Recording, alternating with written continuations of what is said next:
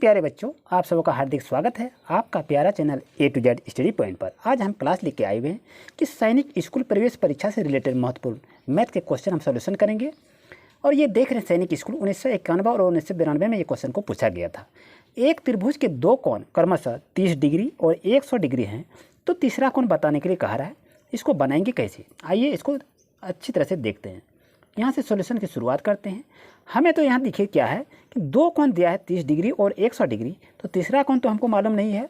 जब तीसरा कोण हमको मालूम नहीं है, आप क्या करेंगे, यहाँ पर इसको मान लीजिए।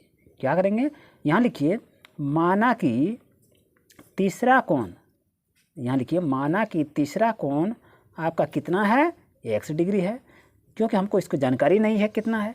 तो यहाँ पर लिखेंगे चूँकि त्रिभुज के तीनों कोणों का जो कितना होता है, त्रिभुज के तीनों कोणों का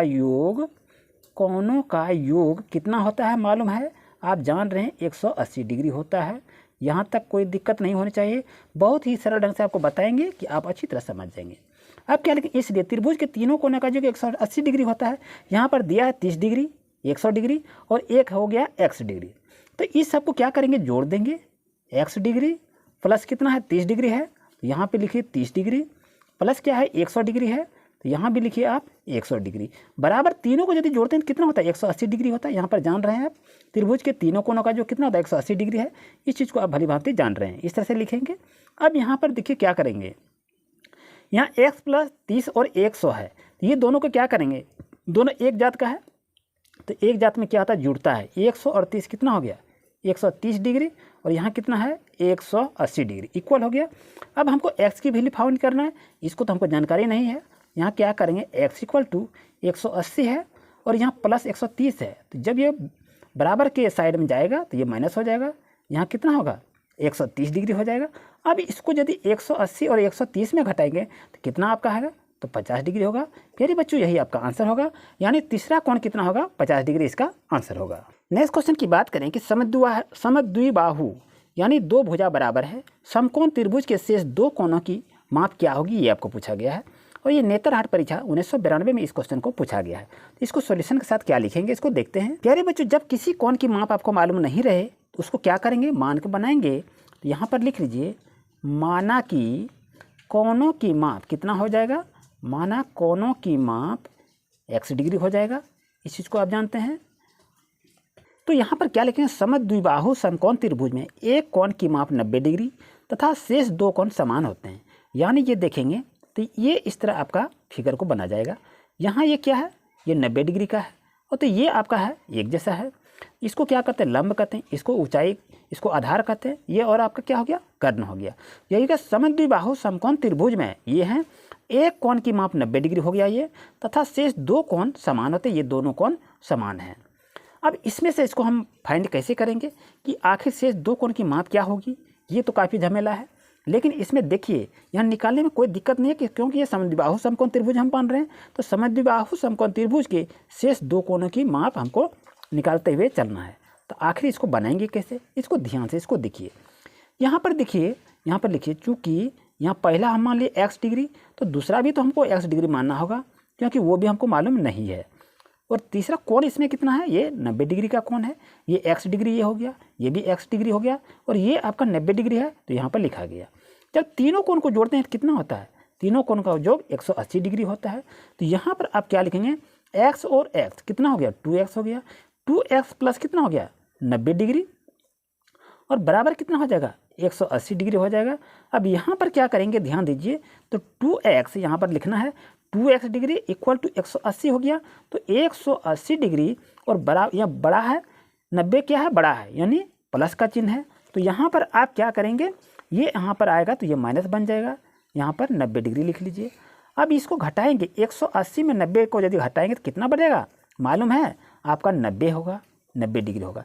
या तो आप इसको यहाँ से याद देखिए, 2x इक्वल टू कितना हो गया, 90 डिग्री हो गया। तो यहाँ पर लिख लीजिए 2x इक्वल टू 90 डिग्री आपका हो गया। इसलिए x इक्वल टू कितना होगा, आपका x इक्वल टू हो जाएगा आपका 90 है, और ये गुना में है, यहाँ आके भाग हो जाएगा, तो 45 से कट जाएगा, 45 दूनी 90 होगा, यानी इसका माप कितना हो जाएगा 45 डिग्री। तो यहाँ देखिए इसके शेष दो कोणों की माप कितना होंगे, 45 डिग्री, यानी ये हो गया शेष दो कोनों की माप 45 डिग्री इसका सही आंसर होगा। प्यारे बच्चों, इस तरह से इसे बनाने का प्रयास करेंगे। प्यारे बच्चों, नेक्स्ट क्वेश्चन को देख रहे हैं कि चित्र के आधार पर x का मान बताइए। यानी ये x डिग्री है, यहाँ 2x है, ये 90 डिग्री है, तो x की वैल्यू क्या होगा इस चित्र को देखकर आपको बताना है। ये भी क्वेश्चन आपके एग्जाम में पूछे हुए हैं, तो ध्यान से इसको देखें, समझें और अच्छी तरह से सीखने का प्रयास करेंगे। तो चलिए इसको शुरुआत कैसे करेंगे, यहाँ लिख लीजिए प्रश्न से। तो प्रश्न से हमको क्या कह रहा है, यहाँ से प्रश्न से देखते हैं। यहाँ पर आपका कितना है, x है, तो यहाँ पर लिखेंगे x प्लस यहाँ कितना है 90 डिग्री है, यहाँ भी लिखेंगे हम 90 डिग्री प्लस ये कितना है 2x है। ध्यान रहे यहाँ पर डिग्री नहीं इंडिकेट किया है। अब ये तीनों को यदि हम जोड़ते हैं तो कितना होता है 180 डिग्री होता है। यहाँ तक कोई दिक्कत नहीं होनी चाहिए। अब यहाँ पर लिखिए, यहाँ पर लिखेंगे कितना 1 और यहाँ 2x और 1 लिखेंगे कितना हो जाएगा 3x इक्वल टू कितना होगा 180 हो जाएगा। 180 को हम लिख दिए और ये 90 डिग्री है, प्लस में है, तो यहाँ बराबर के साइड में जाएगा तो यहाँ क्या हो जाएगा माइनस में हो जाएगा। यहाँ तक कोई दिक्कत नहीं होनी चाहिए।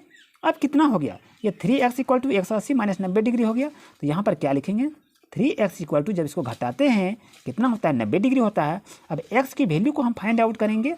यहाँ 3 गुना x है, 3 गुना x है, ये यदि गुना में है तो यहाँ आके क्या हो जाएगा, ये आपका भाग में हो जाएगा। जब 90 में 3 से हम भाग देंगे तो कितना हो जाएगा, तो 30 डिग्री बच्चों आपका आंसर होगा। यही तो निकालना था, यानी x की वैल्यू आपका कितना होगा 30 डिग्री, इसका सही आंसर होगा। प्यारे बच्चों, क्वेश्चन नेक्स्ट देख रहे हैं कि 5 रिम कागज को जिस तरह में बदलें, तो इसको बनाएंगे कैसे।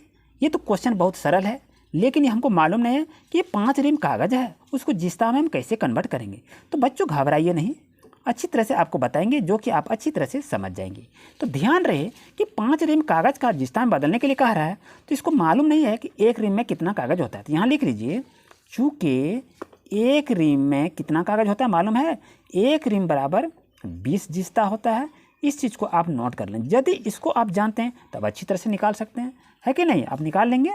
तो यहाँ लिखिए, इसलिए 5 रिम बराबर कह रहा है, तो 5 रिम बराबर क्या करेंगे, तो 20 गुना 5 कर लीजिए, आपका आंसर कितना होगा 100 जिस्ता होगा। प्यारे बच्चों, यही इसका आंसर हो जाएगा। उम्मीद है आपको अच्छी तरह समझ में आ गया होगा।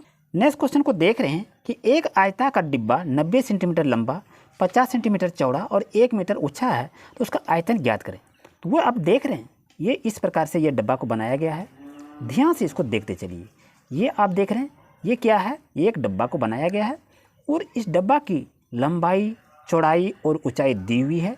तो इसका हम आयतन को कैसे ज्ञात कर सकते हैं, यही आपको कह रहा है। तो ध्यान दें प्यारे बच्चों, ये आपका एक डब्बा बन गया। अब ये क्या कहता है, 90 सेंटीमीटर लंबा है ये, और ये 50 सेंटीमीटर क्या है, चौड़ा है ये, और इसका ऊंचाई कितना कह रहा है, ऊंचाई आप देखेंगे तो 1 मीटर का है। यहाँ आपका ये चौड़ाई होता है और ये ऊंचाई आपका 1 मीटर का ये होता है। अब इसका आयतन को निकालेंगे। चलिए इसको अच्छी तरह से सॉल्यूशन के साथ बनाते हैं। यहाँ पर हल लिखते हैं और यहाँ पर लिखे क्या लिखेंगे, लंबाई। लंबाई आपका कितना दिया है, लंबाई आपका दिया है 90 सेंटीमीटर। 90 सेंटीमीटर को लिख लिए और उसके बाद देखते हैं चौड़ाई दिया है, तो चौड़ाई भी दिया है ना, तो चौड़ाई को लिख लेंगे। 50 सेंटीमीटर दिया है तो 50 सेंटीमीटर को लिख लेंगे। और ऊंचाई अगर है तो ऊंचाई को भी हम लिख लेते हैं। ऊंचाई मेरा कितना दिया है, 1 दिया है, 1 मीटर दिया है। तो इसका हम आयतन ज्ञात करेंगे, है कि नहीं। चलिए इसका आयतन भी निकाल लेते हैं। लेकिन ध्यान दीजिए बच्चों, यहाँ आपका देखिए 90 सेंटीमीटर है, ये आपका 50 सेंटीमीटर है और ये 1 मीटर में है। या तो सबको ये सेंटीमीटर को मीटर में बदलना है, या ये मीटर को सेंटीमीटर में बदलना है। एक बराबर होगा तभी आप आयतन को निकाल पाएंगे, अदरवाइज आप निकाल नहीं पाएंगे। अगर 90 सेंटीमीटर को हम बात करें, ये अगर मीटर में बताएं तो 0.9 मीटर इसका हो जाएगा। यानी सेंटीमीटर से मीटर में बदले तो 0.9 मीटर होगा। और 50 सेंटीमीटर को यदि हम मीटर में बदलते हैं तो कितना हो जाएगा, 0.50 मीटर होगा। और ये आपका 1 मीटर है ही। अब आप आसानी से निकाल सकते हैं। आयतन बराबर बच्चों क्या होता है जान रहे हैं, लंबाई गुना चौड़ाई गुना ऊंचाई होता है। यहाँ तक आपको कोई दिक्कत नहीं होना चाहिए, ये सूत्र है। अब लंबाई आपका कितना है, लंबाई 0.9 है, 0.9 मीटर हो गया, गुना चौड़ाई कितना है 0.50 मीटर है, ऊंचाई कितनी है 1 मीटर है। अब क्या करेंगे, ये 1 2 3 तीनों को यदि आप गुना करेंगे तो आपके पास आंसर आएगा 0.45 मीटर। यानी यहाँ आपको लिखना है, मीटर में नहीं लिखेंगे, यहाँ पर लिखेंगे घन मीटर में। क्योंकि ये आपको मीटर मीटर को गुना करते हैं तो घन मीटर होता है। प्यारे बच्चों, यही आपका आंसर होगा। इस तरह से बनाने का प्रयास करेंगे। प्यारे बच्चों, अगर इसी तरह से और वीडियो चाहिए तो चैनल को सब्सक्राइब करें और वीडियो को जरूर से जरूर दूसरे बच्चों को भी शेयर करें। अगर आपको किसी भी विषय में और प्रॉब्लम आए, किसी भी सब्जेक्ट में, किसी भी टॉपिक पर, तो जरूर से जरूर कमेंट करें। Thank you for watching my video.